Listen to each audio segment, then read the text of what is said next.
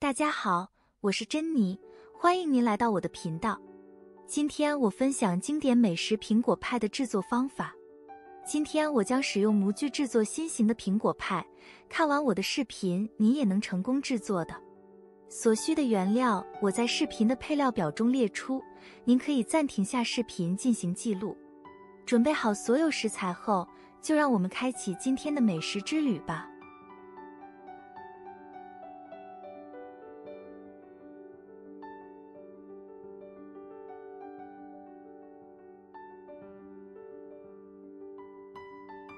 第一步，将2个苹果洗净去皮后，切成小丁备用。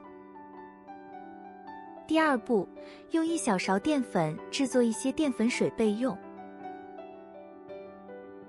第三步，在平底煎锅内放入10克黄油，小火加热，等黄油预热后，将苹果丁加入，并添加15克白糖开始翻炒，小火总共翻炒约8分钟，用铲子按压苹果丁，感觉变软后，加入第二步准备的淀粉水勾芡，勾芡收之后，将苹果丁盛出备用。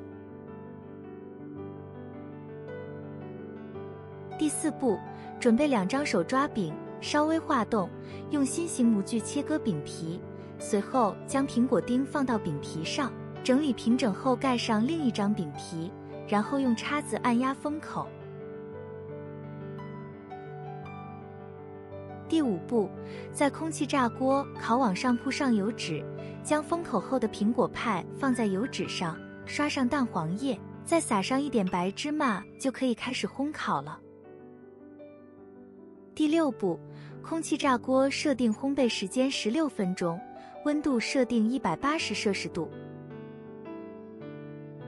烘烤8分钟的时候翻面一次，然后再刷上蛋黄液，撒上白芝麻后，将烤杯放回空气炸锅，直到烘烤结束。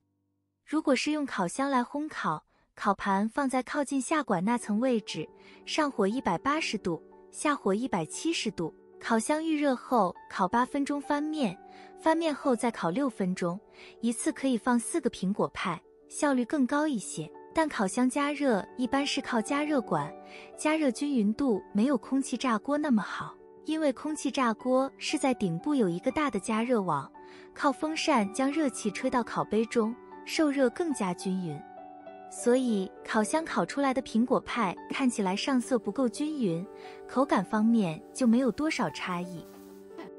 这样做出来的苹果派表皮金黄酥脆，带着芝麻的清香，里面的苹果香甜可口，趁热吃非常美味。